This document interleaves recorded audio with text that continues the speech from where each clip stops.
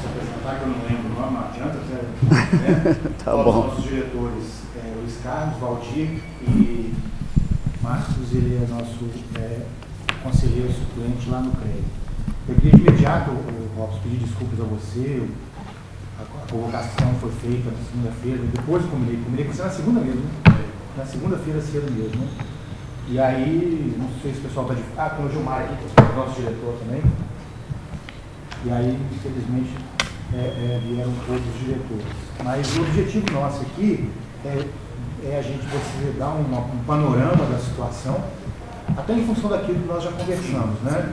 Que provavelmente o fator previdenciário terá desdobramentos políticos práticos esse ano. Ele vai falar sobre isso aí. E, logicamente, isso é uma reunião de diretoria, né? A gente pode, eventualmente, deliberar algum tipo de participação do SENGE nesse grande processo que está sendo coordenado pela Nacional, como é que chama? COBAP, que é a Confederação Brasileira dos Aposentados, né? E pela FAP de Minas Gerais, deve ter outras FAP, mais federações em outros estados, né? Então, volto a dizer, peço desculpas, né? Mas assim, nós estamos bem representados aqui e a gente pode, com certeza, tentar, a partir daquilo que você nos informar, tentar definir uma estratégia, uma ação, alguma coisa desse tipo. Você fica se apresentar ou só quer apresentar? Tem necessidade de microfone, né? Não, precisa para gravar? Para gravar. A palestra. Deixa virado para você. Virado. Só Deixa virado. Bom, não, não tem problema nenhum. Bom, no primeiro momento eu gostaria de agradecer ao convite feito aí pelo presidente do SENGE, o Raul, em nome da diretoria. Nós fizemos aí duas conversas já por telefone, né, Raul? Acerca, né, das questões aí dos trabalhadores, em função do fator previdenciário, em função das questões da previdência social pública brasileira, e dos aposentados e pensionistas também, né? Mais especificamente, no primeiro momento, a questão do fator previdenciário. Eu gostaria até de apresentar aqui, esse aqui é Diego, Marcos André, Duílio, são 3 advogados, pertencentes ao quadro de convênio da federação, há mais de 12 anos que atuam conosco, oriundos, né, do Francisco Rafael Gonçalves, escritório de advocacia, por sinal o pai do Diego, ex-deputado estadual Francisco Rafael Gonçalves, né, que vem dando esse suporte para nós também em todos os aspectos, na questão previdenciária de um modo geral, na questão do fator previdenciário e nas questões que envolvem, né, trabalhadores, aposentados e até nas questões também trabalhistas e nas questões bancárias também. Bancárias também, ou seja, consumidor bancário. Tá? Ou seja, são os empréstimos consignados, são os endividados que estão aí, né, acerca aí com a corda no pescoço, inclusive. Além de já estarem, né, em função da própria Previdência Social, em função dos reajustes mínimos, né, tem os empréstimos também, atormentando a vida dos cidadãos aposentados e até dos trabalhadores da ativa também, né, no dia a dia. Bom, com relação à questão do fator previdenciário, é uma situação, vamos dizer assim, que foi criada. Eu falo situação porque, para mim, é um imbróglio, é uma tábua que prejudica e muito o trabalhador quando da sua aposentadoria.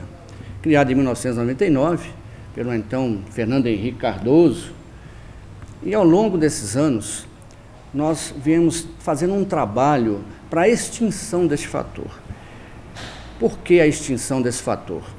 É uma tábua de cálculo que prejudica muito o trabalhador na hora da aposentadoria.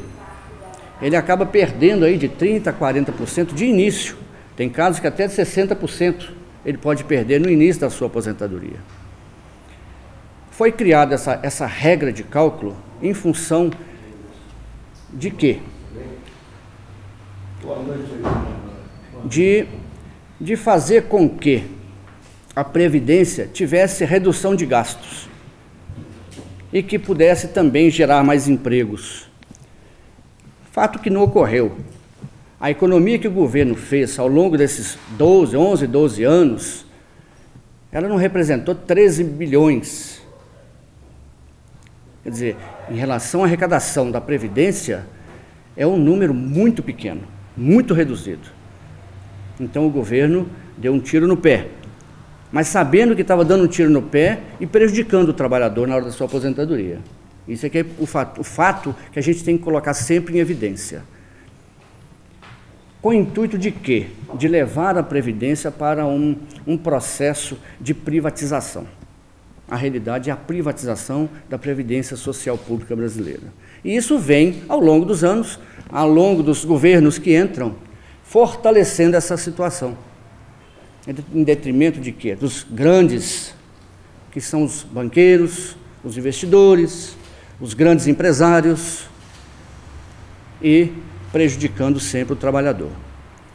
Eu gostaria daqui a pouco de abrir a palavra para que eles pudessem, tecnicamente, colocar alguns dados mais expressivos, mais objetivos, em função daquilo que afeta diretamente o trabalhador em termos de cálculos, em termos de regra de cálculos.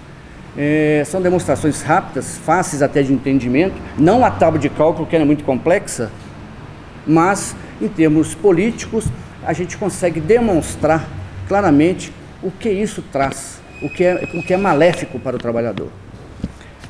Nós, enquanto movimentos de aposentados e pensionistas, assumimos essa bandeira de derrubada do fator previdenciário, porque as centrais sindicais, a grande maioria dos sindicatos, infelizmente, não assumiram essa bandeira. Infelizmente, se omitiram. Por que isso? Porque as centrais, querendo ou não, são braços do governo. Nós tínhamos uma oposição ferrenha na época do Fernando Henrique. O PT era uma oposição invejável, trabalhou anos e anos para isso, né? Depois que assumiu o governo, em relação ao aposentado, ao pensionista, em relação ao trabalhador, infelizmente, pouca coisa foi feita. O governo Lula fez muita coisa boa para o Brasil? Fez, com certeza. Abriu as portas do mercado internacional, fez uma série de coisas aí que colocou o Brasil num outro patamar.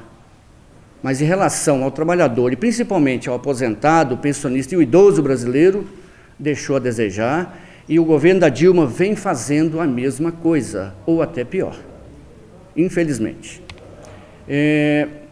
Nós temos vários momentos de atuações dentro do Congresso Nacional, de lutas, de batalhas, de até falta de compromisso de parlamentares para com o segmento de trabalhadores e aposentados.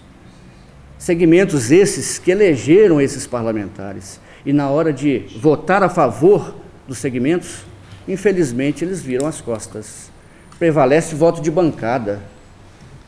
Não prevalece o voto do parlamentar, do compromisso que ele assumiu individualmente com as categorias, com os segmentos, com a população de forma geral.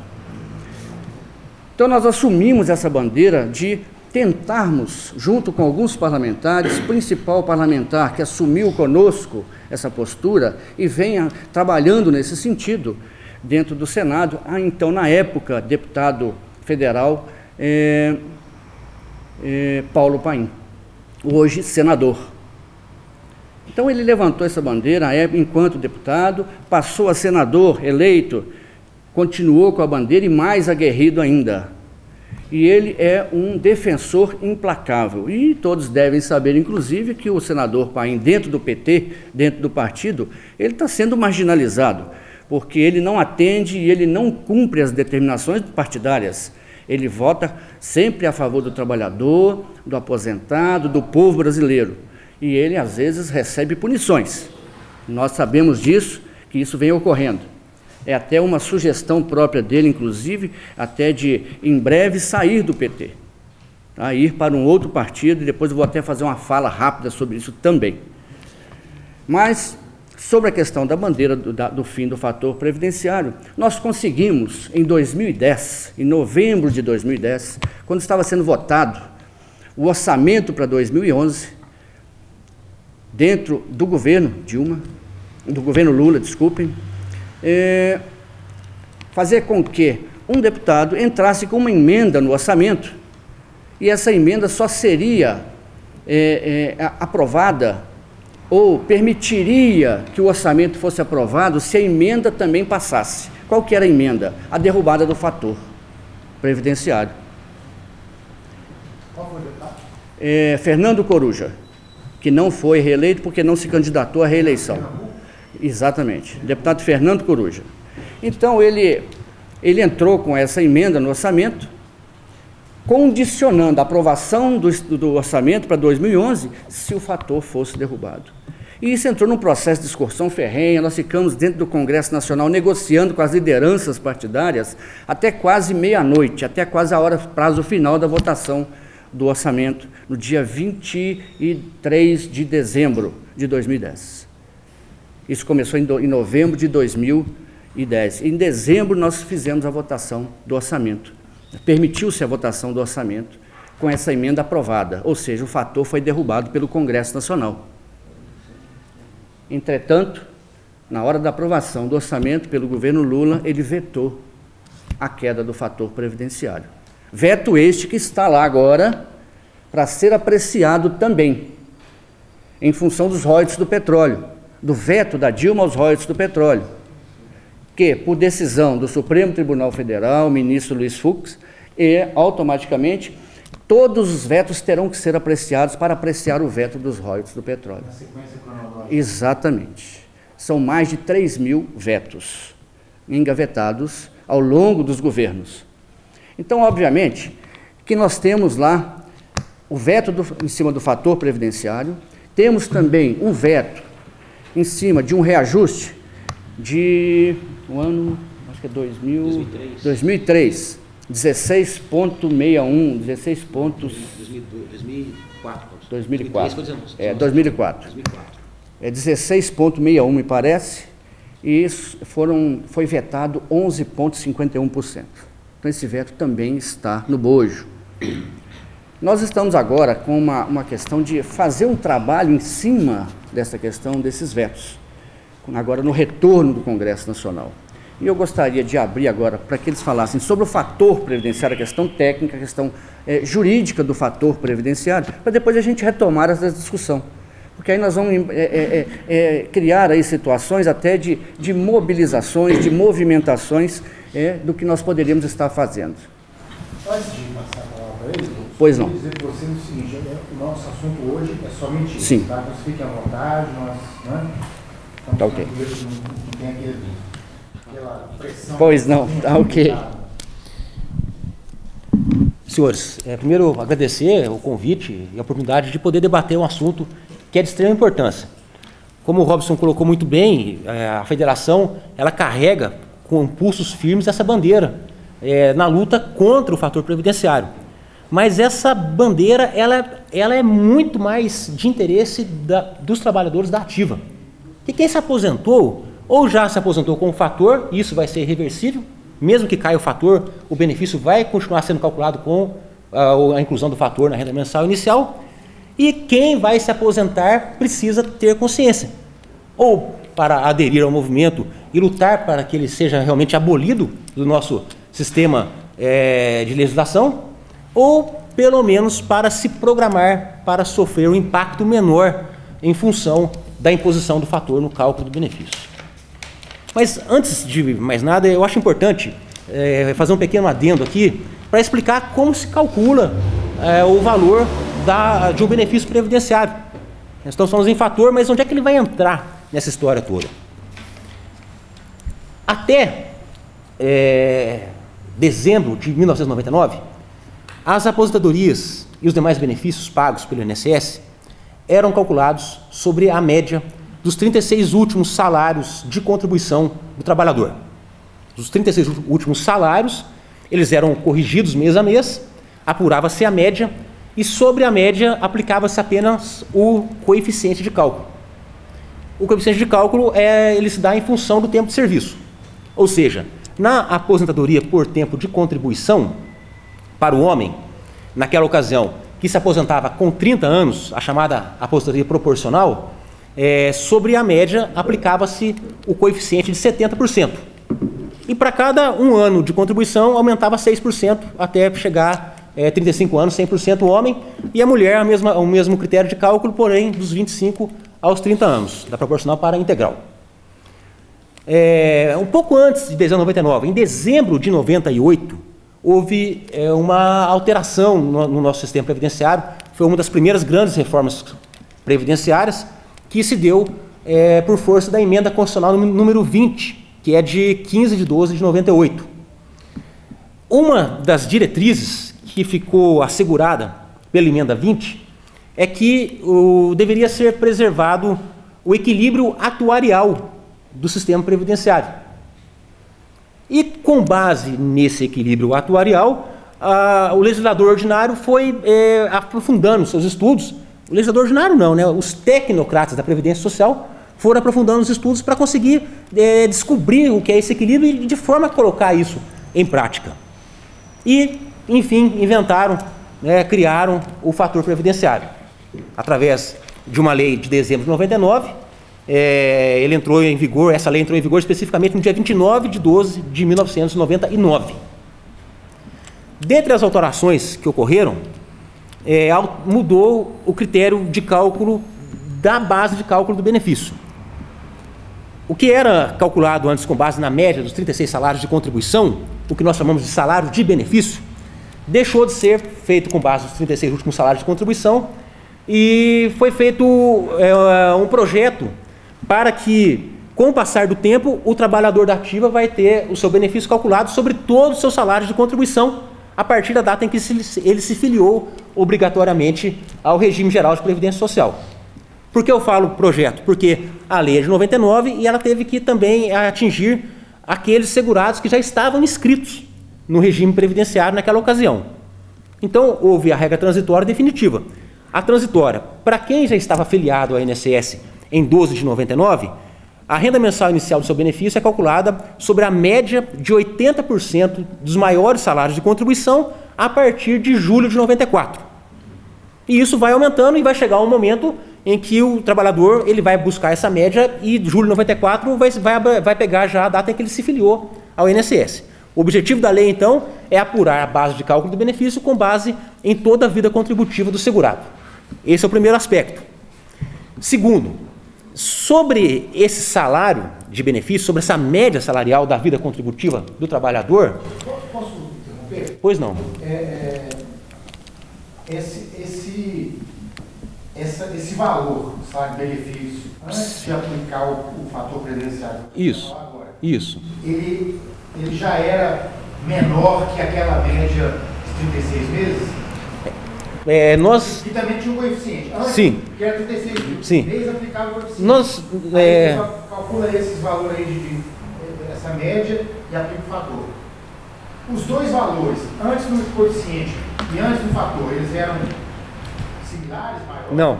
Na verdade, nós já fizemos esse estudo também, sabe, Raul? Na prática, o trabalhador ele vai galgando postos melhores de serviço à medida que ele vai se profissionalizando, vai ficando mais experiente, vai conhecendo melhor e, em consequência, ele vai sendo mais bem remunerado.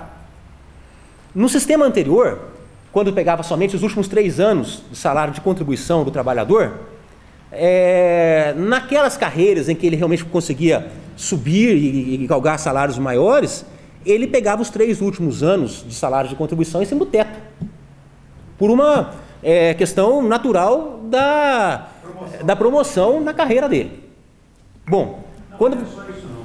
Se você pegar, mesmo que já estivesse no teto durante muito tempo, o salário mínimo ele sempre sobe mais do que os indicadores. Certo. Então, se você pegar mesmo as contribuições no teto, no período onde ele foi contribuindo mês a mês, e aplicar o indicador para fazer esse cálculo, você nunca vai chegar numa comparação com o salário mínimo, que ele sobe mais do que o teto. E nunca vai chegar no teto também. Então você nunca atinge o teto. Ninguém...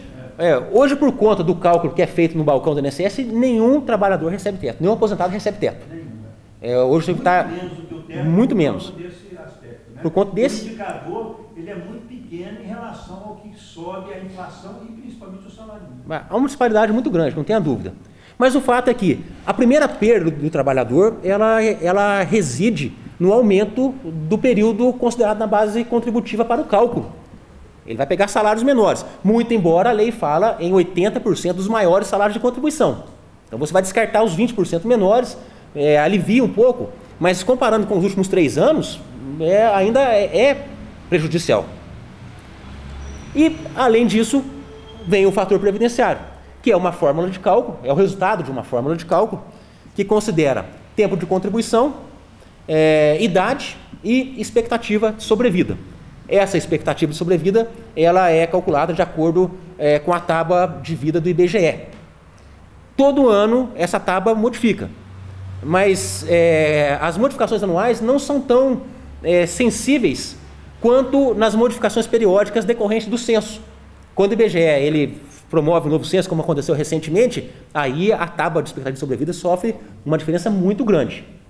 Fora isso, a correção que o IBGE vai fazer anualmente, que tudo isso caminha para um decréscimo no valor do cálculo. Porque nessa fórmula do fator previdenciário, quanto menor a idade e maior a expectativa de sobrevida, e as pesquisas têm demonstrado que está aumentando a expectativa de vida do brasileiro, quanto menor a idade e maior a expectativa de sobrevida, maior será a influência negativa do resultado do fator previdenciário sobre a média salarial.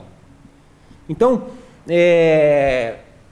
o que nós percebemos é que o fator ele sacrifica muito o trabalhador que começou mais jovem no mercado de trabalho. Porque ele vai ter tempo de serviço suficiente, 35 anos até mais, idade menor, vai ter menos de 65 anos, e no final, no fringir dos ovos, aplicando essa fórmula, o tempo de serviço que ele tem acima dos 35 anos não é suficiente para anular a perda que ele tem por conta de uma idade mais branda, mais jovial. A princípio, o que foi divulgado é que o fator previdenciário ele tinha o intuito de evitar aposentadorias precoces. Talvez tenha sido talvez tenha sido realmente uma das intenções, né, na criação dessa fórmula. Mas na prática isso não correspondeu. O brasileiro continua completando o tempo de serviço, aposentando, ele não quer saber quanto vai dar o fator. Até porque hoje o trabalhador ele enxerga a aposentadoria como uma forma de completar a renda. Ele não projeta a aposentadoria daqui 15 anos, ele projeta no mês que vem. E no mês que vem, se ele continuar na empresa onde ele trabalha, ele vai ter quase que um salário dobrado. Ele vai ter então um ganho a mais. E esse é um dos problemas, a falta do planejamento da aposentadoria. Não sente o efeito do fator agora, mas quando ele não der conta de trabalhar mais, quer por questão da idade ou por questão do próprio mercado de trabalho, ele vai ter que ver com o benefício previdenciário. Mas essa introdução toda é para que nós possamos entender, então, onde se situa o fator previdenciário. Ele se aloja ali, na renda mensal inicial do benefício. É feita a média, o fator, se ele der, por exemplo, 80, significa uma perda de 20% sobre a média. Se der 70, uma perda de 30% e assim vai. Depois que aplica o fator na média, ainda vem o coeficiente, para quem não se aposentou com 35 anos. É o meu caso. Sofre 2 perdas. Massacrou. Você aposentou? Há 30 anos. Em que época você aposentou? Bom, a ação tramitou 10 anos e meio. Chegou no STJ. Mas considerou a data de início do benefício em que ano? Bom, aí considerou a RMI, né? A ação que eu movi, até o Nilson, né? Foi que o meu benefício foi primeiro calculado baseado nos 36 meses, né? Assim. Certo. E minha ação, o STJ reconheceu desde quando eu comecei a trabalhar, contribuir, que foi fevereiro de 74. Mas durou 10 anos e meio a ação. Eu ganhei incrível. Eu não estava acreditando mais. Eu pedi, primeiro tem que passar pelo INSS, né? Sim. Nas instâncias dentro do administrativo. Procuradores, eu pedi todas. Já estava totalmente desacreditado na justiça. Mas no STJ, o STJ me deu um ganho de um tempo especial que eu tinha de 4 meses, que faltavam 4 meses. Eu aposentei mas ainda proporcional ainda teve a perda no coeficiente. Pois é. Mas Então, eu entrei em fator previdenciário e ainda só aposentei com 30 anos, que ainda é o senhor foi penalizado 2 vezes. E o Diego vai aprofundar mais nesse assunto, que eu acho que é de extrema importância, um assunto que é muito recente do ponto de vista do judiciário. Mas o fato é que o fator, ele traz prejuízo para quem se aposenta mais jovem. Ele só entra na aposentadoria por tempo de contribuição. Posso abrir um parênteses na sua fala? Eu acho que realmente, quando ele foi implantado, embora eu não goste dele, eu achava injusto a aposentadoria precoce, sabe, Robson? Na Telemídia, casos de pessoas que aposentaram com 42, 43 anos. 39 nesse Eu quero dizer que tem casos até, né? Ele próprio, o Fernando Henrique, parece que aposentou bem. A primeira aposentadoria dele ele era bem jovem, bem mais Sim. Não, a ideia foi boa, mas só que a ideia foi boa, mas e não conseguiu afastar a aposentadoria precoce, porque a pessoa completa o tempo de contribuição, ele se aposenta, na integral, né? Que é proporcional agora, as regras mudaram, e a proporcional, em pouco tempo, ela não vai existir mais. Ela já está na emenda 20, que ela é extremamente transitória agora. A aposentadoria proporcional. Hoje mesmo, na prática, é muito difícil. Hoje já existe um pedágio de 40% sobre o tempo que faltava em 98, de modo que na prática ninguém opta pelo proporcional hoje mais. E dentro de pouquíssimo tempo já nem vai configurar o direito à proporcional. Mas o último ponto que eu quero abordar, que é muito importante também, é deixar claro que o fator previdenciário ele só é obrigatório na aposentadoria por tempo de contribuição. Ele não existe na invalidez, na aposentadoria por invalidez, não existe na aposentadoria especial. E na aposentadoria por idade, ele só vai entrar na fórmula de cálculo se ele resultar positivo. Ele pode ser positivo também. Se o trabalhador se aposenta com uma idade acima de 65 anos e com tempo de contribuição acima de 35, e ele já vai ter o fator zerado e daí para frente ele começa a ter fator 0,0 alguma coisa, de modo que ele já vai ser positivo. 1,0 alguma coisa, de modo que ele já vai ser positivo. E na aposentadoria por idade, ele tem essa opção de entrar no cálculo ou não. Então, de uma forma resumida, essa é a maneira de calcular os benefícios e essa é a maneira que o fator previdenciário entra no cálculo dos benefícios.